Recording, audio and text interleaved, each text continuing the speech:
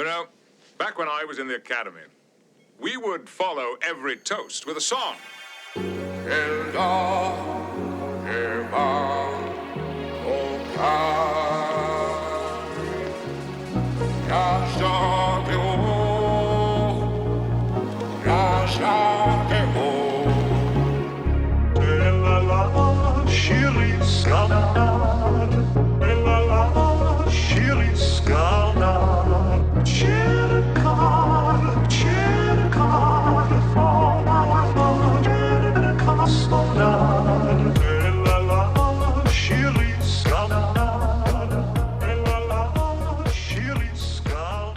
Hi everybody, welcome to another episode of Where No Bubs Has Gone Before, Star Trek The Next Generation podcast, hosted by myself, Jay Reckward, and my father, Jake Reckward. We're recording this show for the benefit of my son, Ben the Bear, which is also Jake's grandson, but we know there's many great Star Trek The Next Generation fans out there, so we're posting all these for free on YouTube for you to enjoy. How are you doing tonight, Jake? I'm good, Jay, and you? I'm good. I'm actually very excited about tonight's episode. We're reviewing Elementary Dear Data, Star Trek Season 2, Episode 3. And this is one of the more fun episodes, I think, throughout the season, but it's also the beginning, I feel, of the show kind of turning into more of a concise, more focused storytelling apparatus. Where Yes. they really stick with maybe 1 to 2 storylines, but they don't really venture outside of that. You know, sometimes it felt in the first season that there were episodes where there might be 3 to 4 storylines and things would get cluttered. Yes. But I think that this is a really well put together episode. I think the acting's great. I think there's one kind of storytelling mistake that they made, or maybe it wasn't a mistake. We'll talk about that later. But before we get into it, what do you think of Elementary Dear Data, and did you enjoy the episode? Yeah, I liked it a lot because so everybody knows. I think they've heard that we both will watch the episode at least twice, and I've moved on ahead. I've actually looked at episodes 4 and 5 in season 2, and I have see a continuing pattern where the stories are a lot tighter. Well, aren't these fun?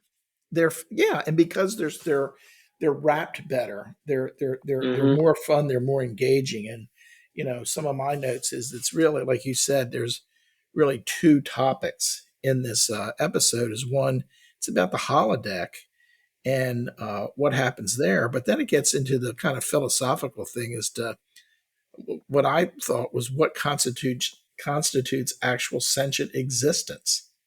Absolutely. Well, I think Star Trek is interesting because when it comes to the holodeck and holograms, it has already spent a lot of time throughout the various series exploring the idea of holograms being actual sentient beings worthy of some sort of human right or recognition of human rights.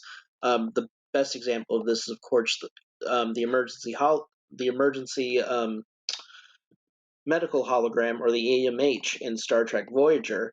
But there are numerous holographic characters now that have exhibited some form of consciousness, and we're going to really dig into that tonight because with Moriarty, there's some really interesting things, and it also raises some questions about the holodeck itself.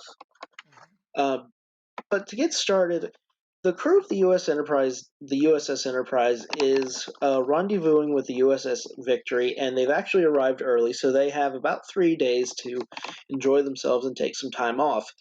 And at the beginning of the episode, Data is coming down to engineering because he's been summoned by Geordi LaForge as the chief engineer, who has made a model of Horatio Nelson's HMS Victory as a gift for the captain of the U.S. Victory, Captain Zambada, who Geordi previously served as an ensign.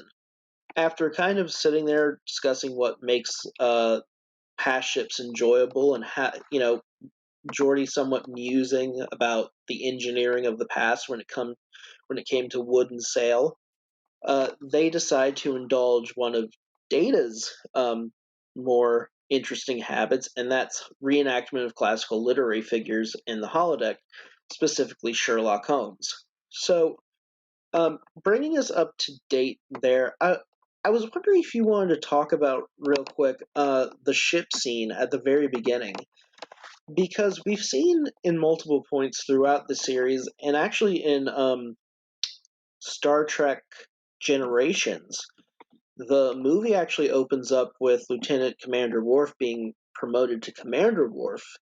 And I forget what ship that they're on, but they're all in a holographic simulation aboard the holodeck, where they are actually on a Royal Navy.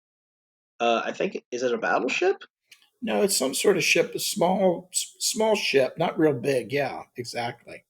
But there's this continuing theme, and you see it also, I think, in Star Trek Enterprise, of this reverence of explorers of the past and how they would go out and explore the world. It seems very interesting to me, and even Data reflects this, that Geordi's kind of romanticism, and Picard shows it too later, at the very end of the episode. Their romanticism towards past technology and the past experience and past methods of exploration, I think, is very interesting. Uh, Sorry, go ahead. You were about to say something. I think that there's just sort of there's a theme that the starship, that these ships are the equivalent of naval vessels, whether they were steam powered or nuclear driven or sail driven, and that what they're really doing is they're going out and exploring the ocean of space, Right. the ocean of galactic space. So I think that's where that theme comes from. And we know a little bit of the history of Picard, that he's French, but we know from past political changes and wars on Earth that there was I think a British dictator or something that he controlled Europe, sometime after Right. World War III or something like that. So that was where The eugenics wars. the eugenics wars, and that's where this British influence came in. And while, Picard is from France, he has an English accent, which fits in well because he is an Englishman anyway. Right. I, I think one interesting aspect, though, is about, and you raised it with the ship, like they're aboard a naval vessel. But, even aboard modern naval vessels today, there is a certain expectation and of rigor when it comes to the general upkeep of the ship. Mm-hmm. And I think it's interesting that Picard and Geordi both kind of dream of this idea of taking on this really rigorous task of commanding and maintaining a ancient Earth vessel versus the ease that they have now aboard the Enterprise, where everything is basically touchscreen or voice activated through the computer. Mm-hmm. I just think that it's an interesting moment where they're kind of, I don't know, it seems like people aren't bored in the future, but they definitely want to do things that old people used to do. Like, Mm-hmm. there's an episode where Janeway um and Tuvok go back into Tuvok's memories, and Tuvok's actually aboard the Excelsior under Captain Sulu during Star Trek Six: The Undiscovered Country. And there's this moment where Janeway says, Kirk and the rest of his crew wouldn't be able to get away with half of the stuff that they do, but she would love to ride shotgun with those pirates if she ever had the chance. Mm-hmm. And it's, you constantly hear this through the show, and it's interesting that they haven't written anything about Archer, because if anyone at this point in the series has had some really like rough and tumble adventures, it's definitely Jonathan Archer. Do you have any reflections on Archer, or maybe this topic of wanting maybe a more rigorous or difficult life or experience in terms of the exploration they take part in? Oh, I think that if anyone, if Janeway referred to Kirk and Starfleet during that time and that crew as pirates, I think that in some way you could make the case that the NX-01 was more of a pirate ship because it was the first time that Terrans had gone out into the galaxy. They didn't know what they were going to find. They wanted it to be a peaceful mission, but all they got into is conflicts with most of the species they came in contact with. Correct. And Jonathan Alter, Jonathan, what's his name? Shoot, Archer. Sorry. Archer. He didn't have the prime directive. He was, starting to Right. figure out the necessity of it, but he had to make things up as he went. Sometimes he did things that he knew were unethical or immoral, but to protect the earth, to protect his ship, to protect his crew, he did them anyway.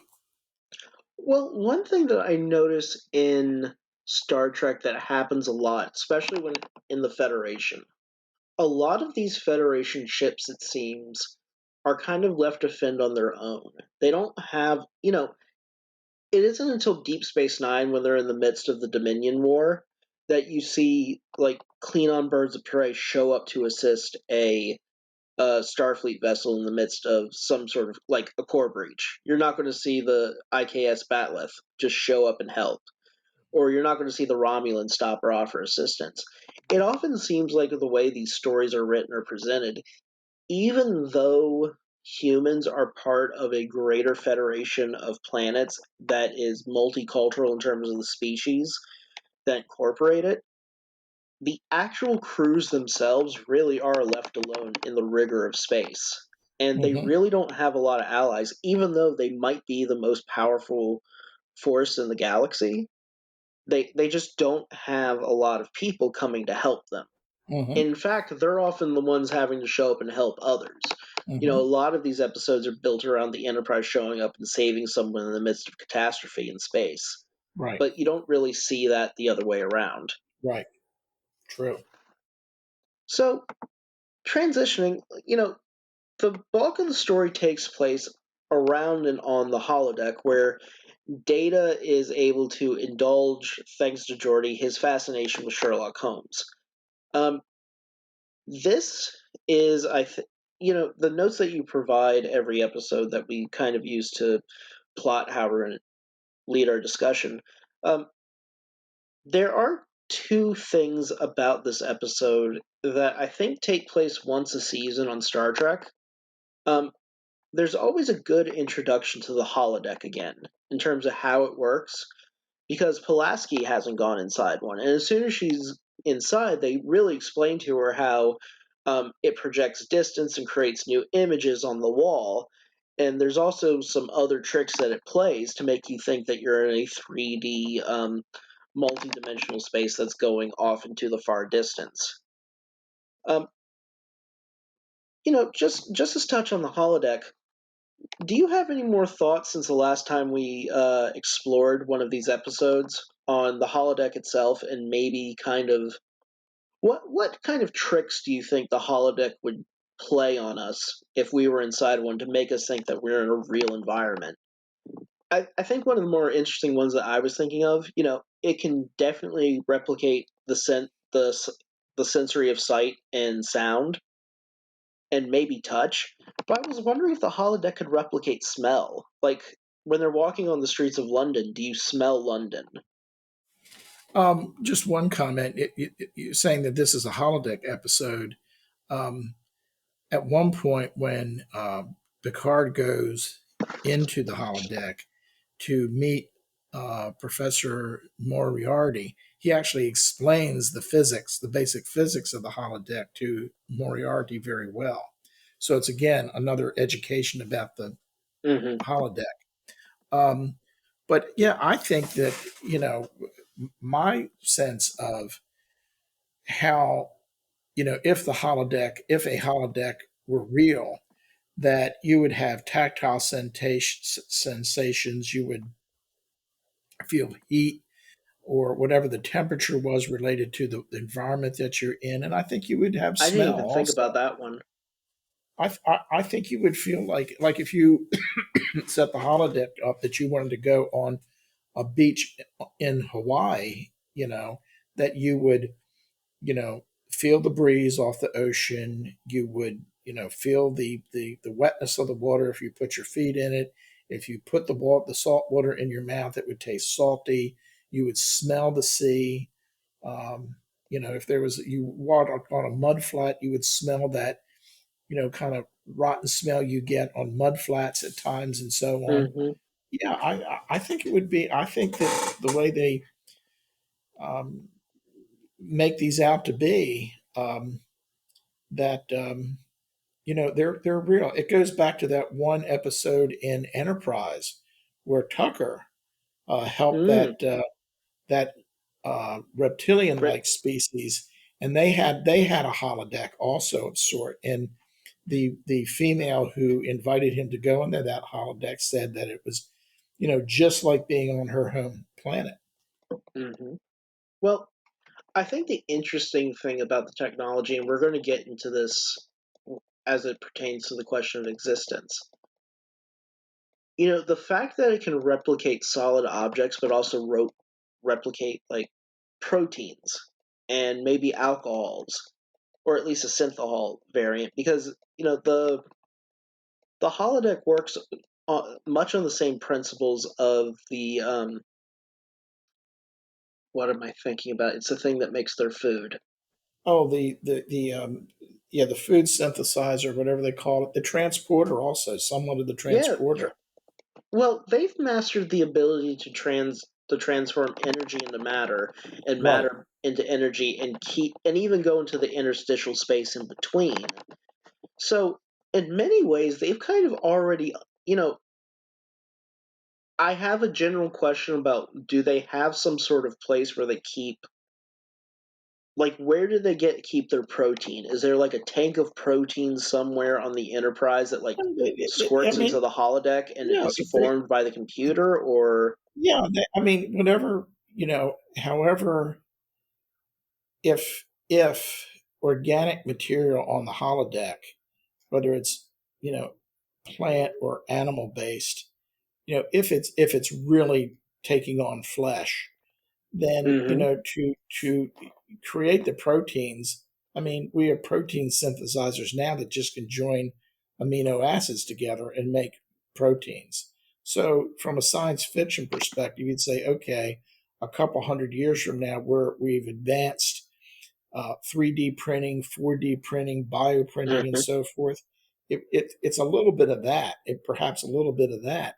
I think the most interesting thing here is getting back to the meat of the episode is Moriarty himself, because when they set up the program to be like a Sherlock Holmes story, and they go through these iterations where Geordi realizes that Data, this isn't fun because all you're doing is have them recreate stories that the answers, what the clues are, and so forth. You've got to Actually, make it. Well, let me finish, because yeah, when absolutely. when they changed the program, and based on Geordie's instructions, and when they let's see, after the event with the snake and the redheaded league, Geordie gets Data to understand how to create a holodeck program that is really a true challenge. And then after that, there's sort of a diversion that's important, which was the murder of the man by his common law wife. That was a Hmm. truly deductive event. But then both Geordie and Data realize how the computer is setting things up differently. And I think it's at that point that they go to report to the captain that something is really amiss. But that's the key thing, because Moriarty, as a holodeck creation, part of the program is gives him enough innate intelligence that by being observant, and he sees that the arch and so forth, as a holodeck creation, he then becomes self-aware and says, where am I? And he's If intelligent enough to start asking questions, and he figures things out. if I may, I actually have the parameters that Jordy and Pulaski kind of set up. So, the first problem that they have, and to explain for the audience what we're really talking about, the first problem that Jordy has with Data when they enter the hologram to play the Holmes program is that Data has read all of the stories previously and knows all of them by heart because he can process at 60 trillion kilowatts a second. So he can see everything around him. He even goes around the room and says, like, this is from Holmes's case here. This is Holmes picked this up here. And even when Lestrade walks in with, I think that case was, so folks at home, I'm a big Sherlock Holmes fan. I love those stories. I've been reading those stories since I was a kid. I think the first one is not the Scarlet Letter. It's the one where they introduce Irene Adler. Sorry, folks, it's late at night. But Data is able to pick all of these out, and when they're later in 10 Forward, and Geordi explains, like, you know all these stories, so you take all the fun of them by just getting to the end. Pulaski poses this challenge, like, he has no ability to fail, essentially. Like, he has no real challenge. So Geordi sets it up to where, after the second attempt with Pulaski present fails, LaForge now carefully instructs the computer to create a Holmesian-like story in a character capable of defeating Data. Exactly. And that's really important because beforehand, the holodeck was creating a character that was capable of defeating Holmes. What I think Geordi does here, and I think it's a very interesting moment that we can start digging into this idea of consciousness. The computer knows who Data is. She, since it's Majel Barrett's Michelle voice, Barrett, right? She has all of Data's personal logs, all of Data's professional, logs, everything that you could possibly have on Data. She has his schematics, how his positronic brain works, or at least the theories behind that. So Geordi basically asks her to create a new being to match wits with an android, not an 18th century Victorian detective. And I think it's an interesting moment where a human asks an AI to be God in many ways. Like, here is something that is so outside of your own parameters, because, the Enterprise computer is not embodied like Data is. Data is an embodied AI. The Enterprise computer is a disembodied AI. So it was going to create a disembodied product in the form of the hologram in Moriarty to defeat what it sees as something probably very strange to deal with. Like, Data's so unique to himself that she basically has to create new from scratch just to meet LaForge's, in some ways, exceedingly just impossible demand. And this whole thing had come up before because I can't remember the episode in season 1, but it was when Picard was on the holodeck and he was being Dixon Hill, and there was the Mm-hmm. police detective in that story. And toward the end, Right. after the two bad guys, they said, "Well, we're gonna, we they kind of figure out what they are, and they're gonna go out, leave the holodeck, and they're gonna, explore the ship." And they walk out and they disappear because, they're holographic images and they can't exist outside the holodeck. So the police detective, he has a certain amount of sentience because he says, "Well, after you leave, and Mm-hmm. will my wife and kids be still there?" And Picard says, "I don't know." So that's where in that episode there was a hint that, if you give these holodeck created beings a little bit of knowledge, they'll start to understand. But Moriarty goes way beyond because the way his intelligence, his sentience is set up. Well, I think one thing Geordi has asked the computer to do is that, the computer recognizes that Data can leave the holodeck. Like, the computer just knows that Data can leave the holodeck. So if she has to beat Data, which is the challenge, she has to create a challenge that follows him outside the confines of the created space that she's in. Which leads us to, I think, a moment, and it's actually something I found in the production notes for this episode when I was looking at Memory Alpha. First of all, just a diversion. Beautiful sets.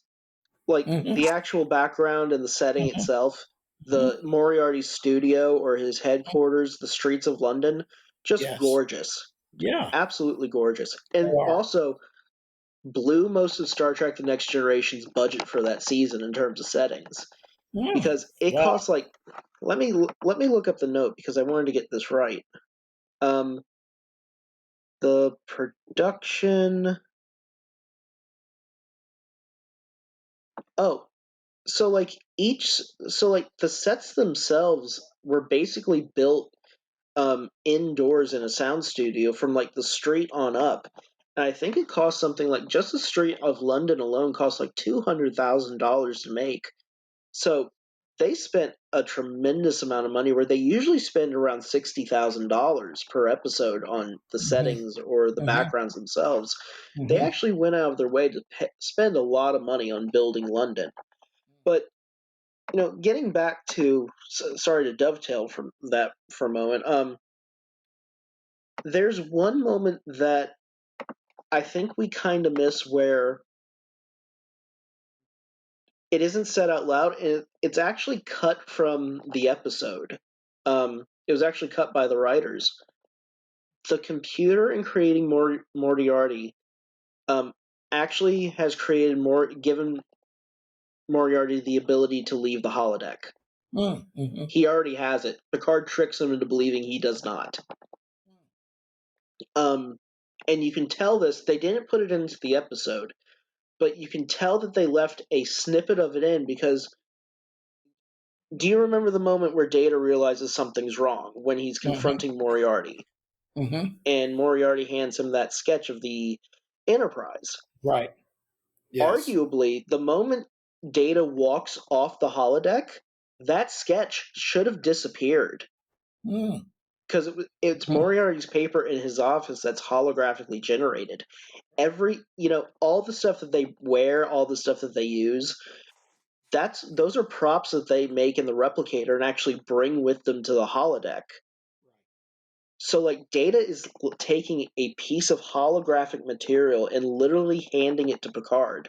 But is that just something they had to do to fit into the story because they needed to bring evidence to Picard to show that something's really amiss with the holodeck? So, Maurice Hurley, who's one of the producers, uh, said that the original ending where Picard actually tricks Moriarty, uh, apparently Gene Roddenberry cut that out because he didn't want um, Picard's character to actually look deceitful. And they actually rewrote the ending because they didn't want to give Picard any sort of negative connotations as being a deceitful or lying or a trickster-like character, which I think is interesting of Roddenberry, because there's a previous episode in season 1 where Picard basically, I think it's the one where Wesley Crusher gets in trouble falling into that garden. Mm-hmm. Justice. Mm-hmm. He kind of no, not even Justice. Code of Honor. Mm-hmm. He violates the Prime Directive, and let me see. I lost my train of thought for a second. He violates the Prime Directive in a previous episode by actually tricking someone in Code of Honor. The main villain. I forget his name, thankfully, because that's an awful episode. Lucian. Lutan. Lutan. Lutan. Lutan. Yeah, Right. Lutan. Ooh, God, we now I remember him. Um, but he actually tricks Lutan. So it's very interesting that Roddenberry is looking at the character and saying, "I don't want him to be a trickster," when that's part of Picard's appeal a little bit. He's not using his brawn, or he's not using the phasers and the photon torpedoes. He uses his mind, and he uses strategy, and he uses tactics. And he still, in a way, does it here, but he does it in a much more humane fashion. I was Mm-hmm. wondering, what do you think about Roddenberry's choice here and changing the ending to what we get now versus him tricking Moriarty, who apparently has the ability to walk out of the holodeck flesh and blood already? I'm just thinking, in future episodes, there's times where, and it may have been something we saw in season one, where Picard has a diplomat, you know, puts people into a position where they make a choice that they really Right. don't want to make. So you could say that that's deceitful, but that's how diplomacy works at some point. And I think in this case, if Roddenberry wanted to, if he did indeed change the way the story came out, you know, if Picard had been presented as deceitful, I don't think I would have had a problem with it because, what was that big machine with the big lever that Moriarty had that could shake the ship? And he had threatened at one point that he could destroy it and so forth. So Picard had to make a decision to get the situation under control because the safety of the ship and crew was threatened. May I conjecture to what I think that device is that Moriarty creates in his lab? One of my questions, yes. Um, so the Moriarty's big skill that gives him away that he's different from the rest of the holograms on the holodeck is first his ability to call the Arch. Right, But he uses the Arch's interface to actually explore the greater computer and the greater archives that are on the Enterprise in general. right. And I think what he actually builds there is a mini engineering.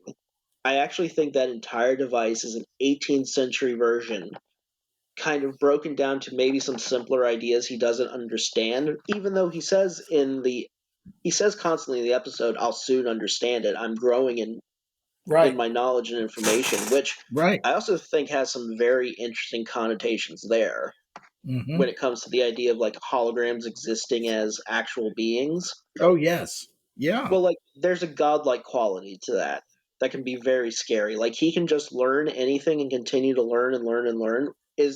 We have a certain capacity.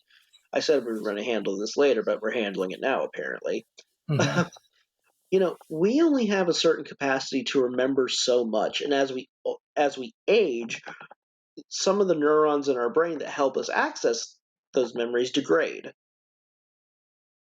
Do holograms ever reach a limit? Because it seems one of the big threats that we're seeing with Moriarty in this episode is that as he progresses, he's not reaching an actual limit. Like, I think this device really is kind of his interface with engineering for the ship. Like, he hasn't figured out how to propel the ship into warp drive yet, but he's getting there. Hmm. My question is, like, if holograms are real flesh and blood characters that can walk off the holodeck and be sentient, realized beings, are they suddenly trapped by like the foibles or the frailties or failings of their biology, or are they somehow, even though they are made mutable, maintain some sort of immutability when it comes to their ability to learn and change and grow? Well, the comparison, one of the notes I have is that when Picard is meeting with Moriarty and Picard explains the physics behind the holodeck, so the Moriarty has an understanding of what he is and isn't. Mm-hmm. And he asks if Picard whether he is, sentient, is he actually exist and so forth. And Moriarty and I forget what Picard says, and you might look that up, but then Moriarty asks if Data as a machine is more than just a machine, and Picard agrees with him, which gets into Yes. the commonality there. You mentioned, the artificial intelligence that you could just say that, well, yes, Data is an android. He has, uh, mechanical, if that's the right term, features so that he has a interactive body. He can walk, he can talk, he can move his arms. He's very strong, but basically, it is a program um, that is running him. And in the same way, Moriarty is a program projected by the ship computer on the holodeck. So that's might be a key discussion between Moriarty and Picard when they're saying, well, if Data is more than a machine, aren't I more than what I am? And Picard more or less agrees with him on that, Well, I which think which one. Yeah. yeah, So which gets back to the other point where talking about not wanting to present Picard as deceitful or as a trickster. So after Picard tells Moriarty that you can only exist in the holodeck, whether that's deceitful or not, and Moriarty understands that, he makes a decision, kind of an ethical and even a human decision, that he returns control to the computer, to Picard, and he's not threatening the Oh, he ship. even says, "I'm not evil." Yeah, At one, and then Picard in turn respects Moriarty's self-awareness and keeps his program, maintains his program, says we can save it, so that at a time when we might be able to, project you as a independent being, we will do that. And of course, that does set up a future episode that, where Moriarty causes problems, again, because he wants to be real. And we won't go into it, but they solve they satisfy him in a very mm-hmm, interesting way. absolutely. Well, one thing that kind of, And, and the way they solve it in the future episode is actually deceitful. oh yeah. Now that I'm thinking, yeah, I'm Yeah, remembering the episode now. We'll get down there many seasons from now. many seasons now, right? But one thing that I kind of getting back to the challenge that Geordi actually sets up for Data, I think one thing that we can determine here that the computer did in terms of creating an opponent that can defeat Data is that all of the beings that are in the holodeck program are working on an algorithm based on the program of the holodeck, or or what the Enterprise computer is programmed to play when it's engaging the holodeck. I think in creating Moriarty, the computer may have written his own algorithm and endowed him with his own independent kind of programming and algorithm where he's not actually he's not part of any holodeck program. He is something unique unto himself. In many ways, the Mhm. computer created another computer, but in this way, embodied in terms of the person we see on the holodeck. It's interesting because you've brought up a few times the previous episode where Picard goes and plays Dixon Hill, and he's joined by that historian, Data, and Beverly Crusher. And the historian shot because the safety protocols have Mhm. failed. Mhm.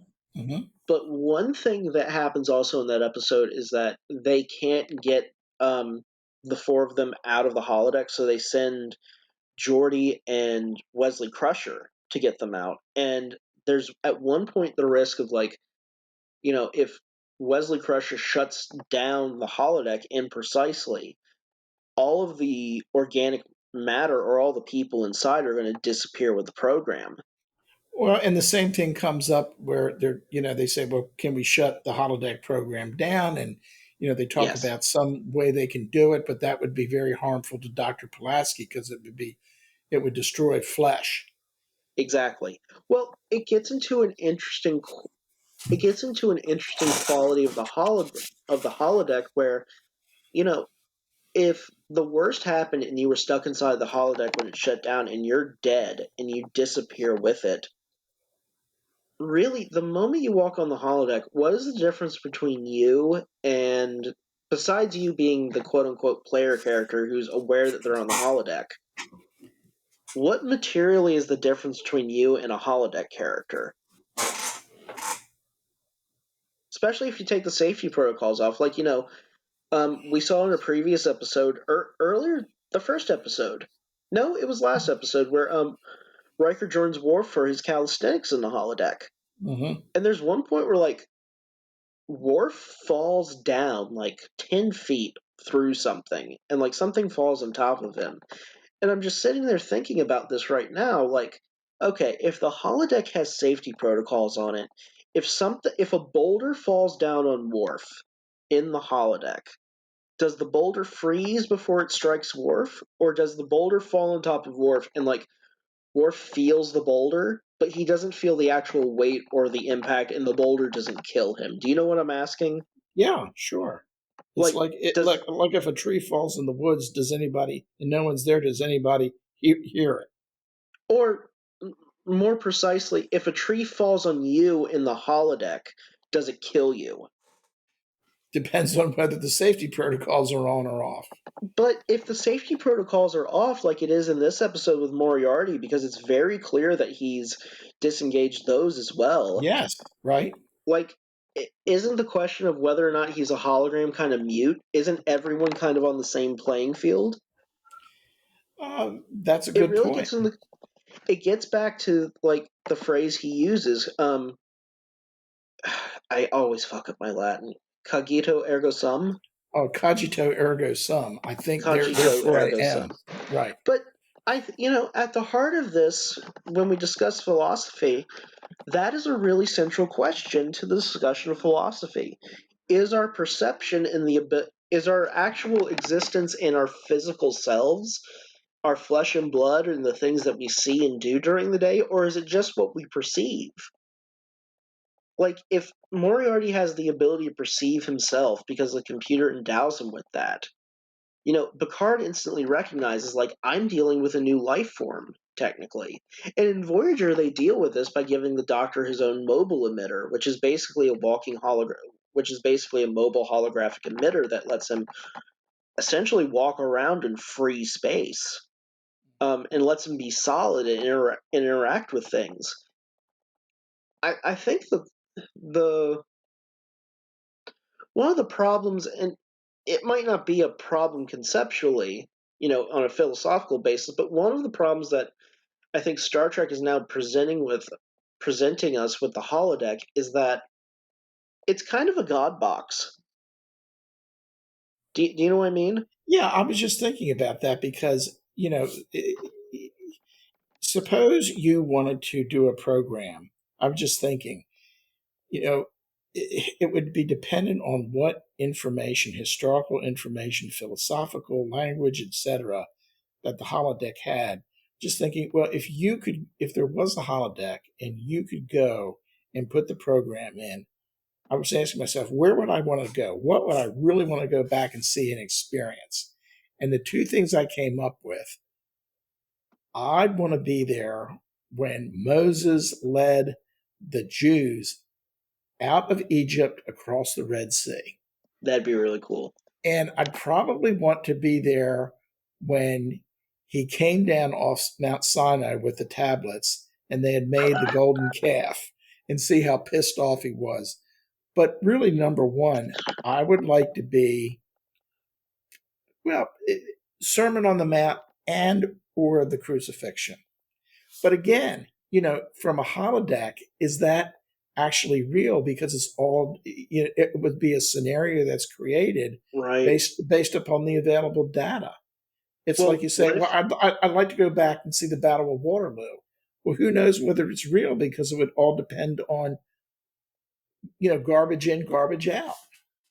well, a few things, and you bring up a lot of really great stuff. First, I'm going to preface some of what I'm going to say here so I can get to. You asked a really great question. Where are the two places you'd go? Let me think about that for a moment. Um, there's a previous episode of Star Trek Enterprise where it's Deanna. It's the very last episode of Enterprise, son of a Oh, bitch. yeah, right. And no, I'm sorry, it's Voyager, and it goes back to that one where Tuvok and Janeway are going back into Okay. Tuvok's mind. Um, at one point, Janeway looks at Sulu, who, of course, it's George Takei in the 2000s, so George Takei is definitely older than he was in 1991. They make a point of, I think it's either Tuvok or Janeway make a point of saying that, the holographic recreations that we see in museums and we see in training, they're not exact facsimiles. We're rebuilding them off the data that we have. Getting to your question about like what would happen if like you wanted to see the Sermon on the Mount or the crucifixion or Moses parting the Red Sea or bringing the tablets down, I think it's entirely possible. It'd be fucked up, but it'd be entirely possible that you'd be in the holodeck watching Moses come down from Mount Sinai with the tablets, and it's Charlton Heston. No, Yes, yeah, because but where else would the computer get the information?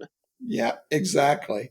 Like, it would have to build an approximation of Moses somehow, and I think in some ways, like, it would kind of look like Charlton Heston. I would be, I would enjoy being in the environment of the holodeck, but I've been so disappointed that it was Charlton Heston. Well, right. That's not the real Moses. But, it also gets into the question of, like, how they would handle the historiosity of those kind of events. Especially, like, how would they, we have an idea of what the Bronze Age looks like now, but in the future, if they have better archaeological techniques, or able to dig further into the earth, able to maybe unearth things, what how do they reconstruct culture? But at the same time, they're having to deal with xenobiology and then, history of the galaxy outside. There's probably just so much that, like, I mean, doesn't look you know, right. the Sermon on the Mount would be interesting because is he white, blue-eyed Jesus, or is he black Jesus, or is he Arab Jesus? I think, I would get into your question about the places that I would go to. Um, I would probably go to. That's a tough one because there's so many places and you just don't want to be disappointed. I would probably go see, like, Muhammad Ali knock out Sonny Liston, because that's a really important moment in sports, but also in terms of American culture. Like, a lot of things started changing then. Oh, I Um, know another one where I'd want to go. yeah, I'd want to be with Columbus when he landed on San Salvador. yeah, that would be interesting. Um, oh, I would like to be Marco Polo walking into the court of Kublai Khan. Oh, that would be good. Yes, Yeah, or absolutely. I wouldn't mind seeing pre-Meiji Ito before it became Tokyo. Mm, Like, right before the Meiji Restoration happens and Japan starts to modernize, I wouldn't mind going back to, like, the Tokugawa era shogunate and just seeing mhm. what Edo, or what's present day Tokyo, looked Right, like right. then. Yep. I and they get to do it in Voyager, but I'd actually like to go and see, like, Leonardo da Vinci or people like that. Oh, Troy. I would like to see. I would like to see what the holodeck would do reconstructing Homer's Iliad. That would be a fun adventure, taking on the role of Odysseus. Well, when isn't the one episode where Data is playing cards with Hawking, Sir Isaac Newton, Einstein and and Einstein? Newton. Yes, yeah, Yeah, that takes place in the holodeck, basically, doesn't it? I guess. yeah, that's true too. Yeah. Um, I think that there would just be a lot of fun things that you can do. Educationally, I would have to imagine that the future is much more enriching in that sense. And, you and I both hold education, especially the education of our children, in really high priority. It seems to me like the holodeck would be a great tool to really help kids kind of get around learning in a way that we haven't seen before.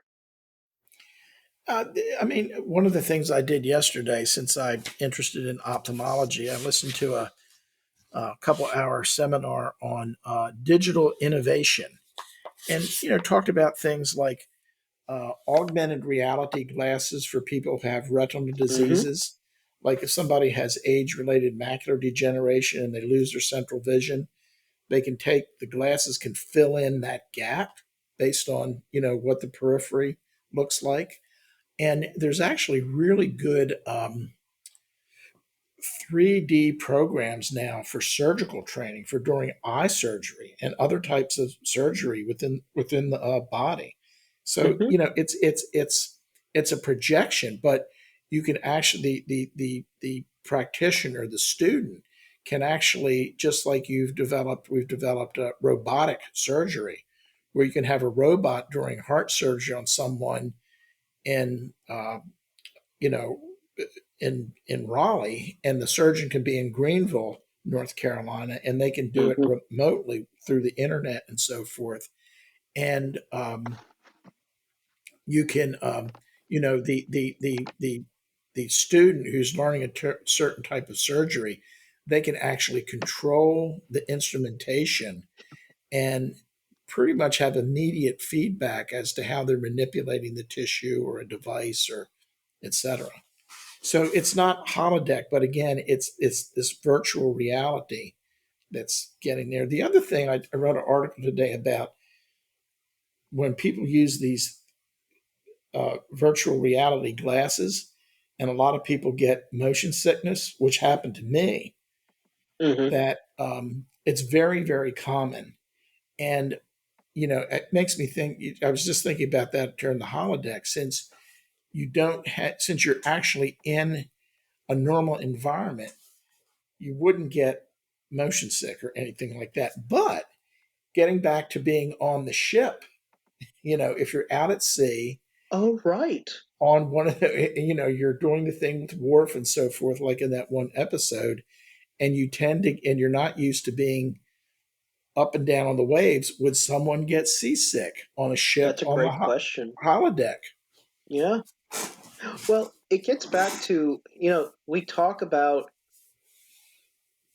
the safety protocols a lot when we deal with these episodes where there's a holodeck malfunction or something wacky happens. I think one thing that isn't explicitly defined is what is the measure of safety that they are measuring when it comes to someone's, I guess, health status within the holodeck as it's going on. Is the computer taking like biometric readings the entire time, and if someone flatlines, they turn off the program? Do they beam someone out? Like, there's just a lot of questions in terms of what are the actual limits. I think that it's basically just to monitor so that no participant, no, visitor to the holodeck is physically harmed, which brings up a good question because based on the experience that someone had on a holodeck, that would not preclude them from being psychologically harmed in some way, depending on Well, what the scenario they set up. well, in our previous episode, one thing that I didn't get to mention about Worf and Riker's exchange in the holodeck when they're doing Worf's calisthenics, you know, Worf even says, he's doing that. What he took Riker through is the light version of what he does, but those sessions are too personal for him to share. One thing about warrior cultures that I didn't expound on last episode is that Worf is knowingly every day going into the holodeck and psychologically scarring himself by taking part in violent altercations with horrific, nightmarish beasts. There's nothing mentally healthy about that.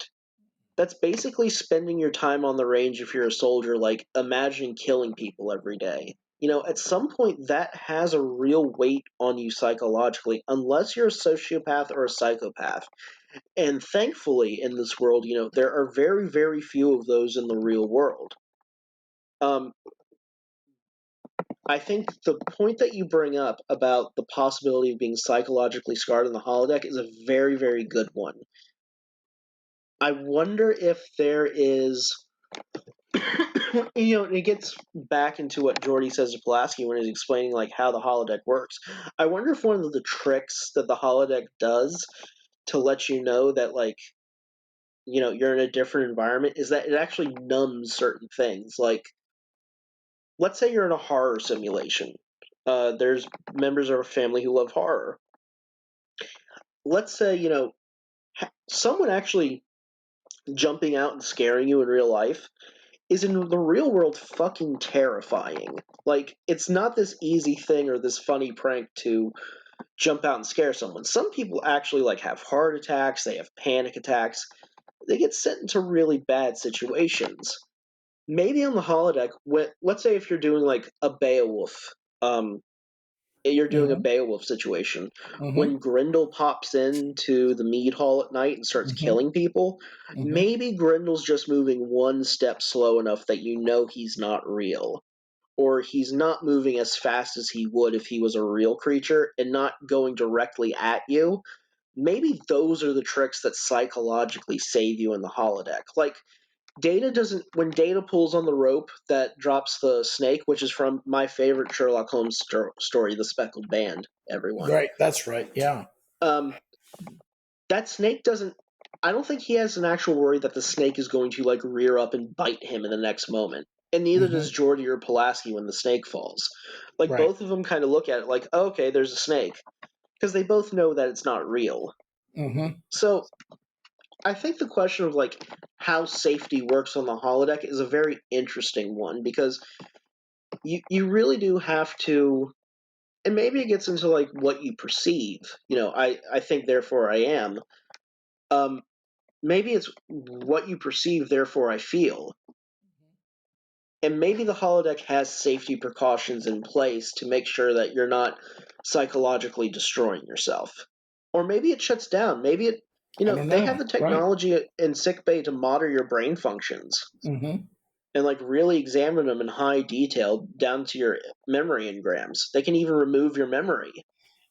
Yeah. You know, I think it was something we'll have to watch for. I can't think of anywhere where that, with the point you bring up about prevention of psychological damage, is shown anywhere, though.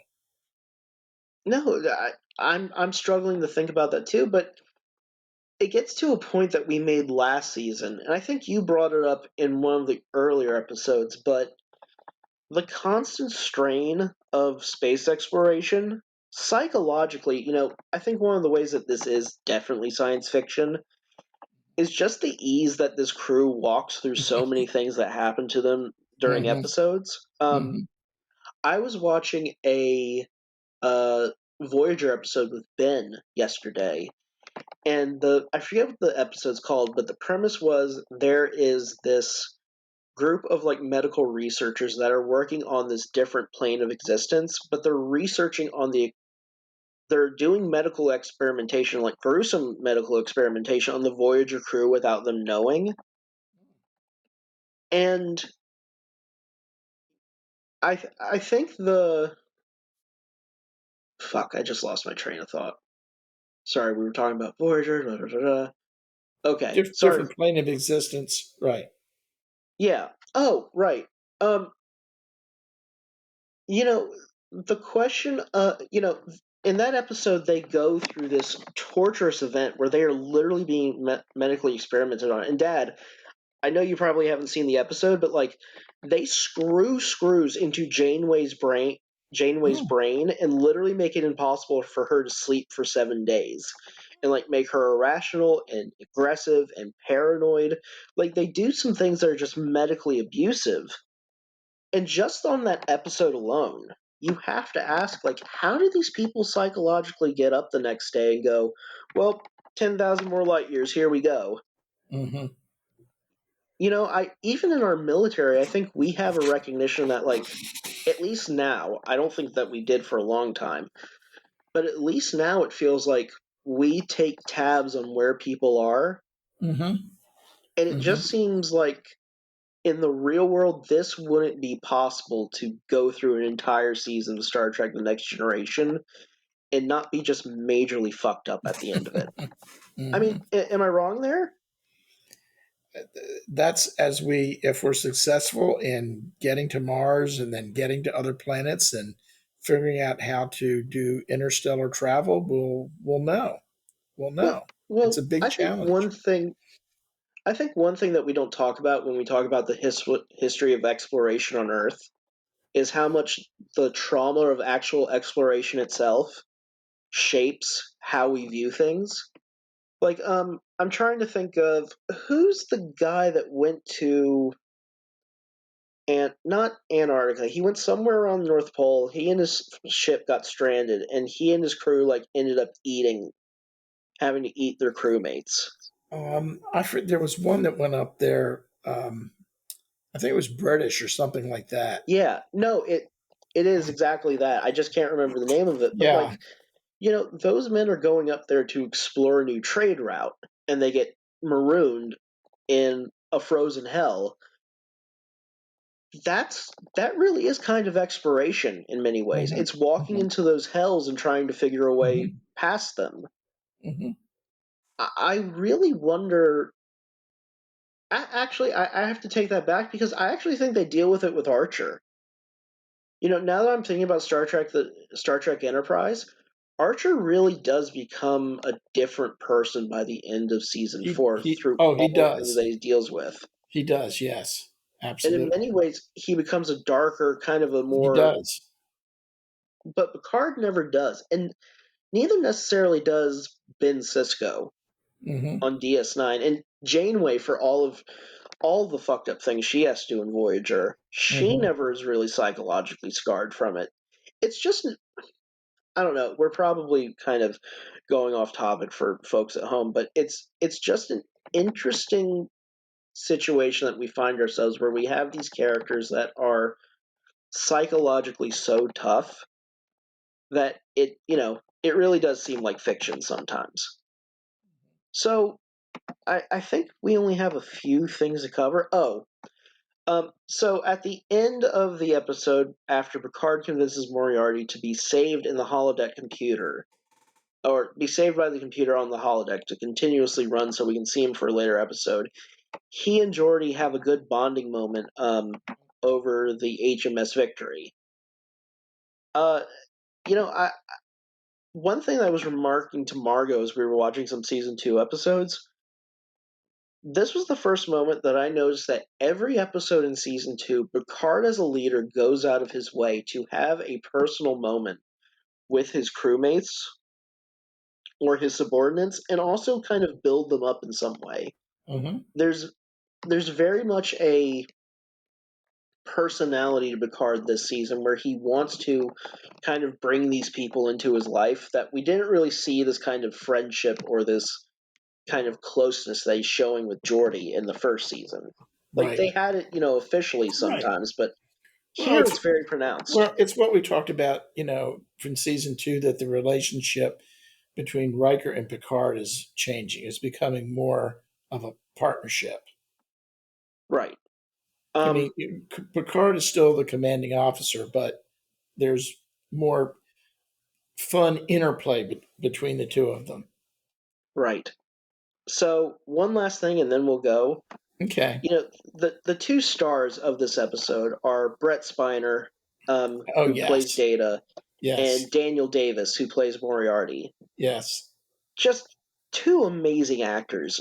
They are. Do you Yes. have a particularly favorite scene for Moriarty during this episode, or do you have a particularly favorite scene when it comes to Data? Oh, let's see. Data. I can tell you my Data scene. Go ahead. I really love the first few moments when they enter 221B Baker Street, and Data is going through all of Holmes's items in his house, saying this is where the cases come from. And he gets the Holmes's violin, which Holmes paid 50 shillings for, which he thought was a good investment. And there's this moment where like Data starts playing, and it's this deeply impassioned, natural sort of playing that even Geordi kind of stops. And I think it's this great moment because we keep talking about how Data is actually human. He just kind of forgets, it seems, every Right. episode. Right. Yeah. I think that's that moment where Geordi kind of looks up and goes like, "There he is. There's the human that we all see, that we're all talking about." Because Data doesn't think about it. He just he becomes Sherlock Holmes. Well, yes, and I think that I really didn't have a favorite, scene or line that Data said as Sherlock Holmes, but it just, as we see all the way that Data presents himself in different scenarios, the versatility that Brent Spiner has in that role is just really great, really Oh amazing. yeah. Well, he has an ability to really change the tone of his character almost Oh, instantly. yes, it's marvelous.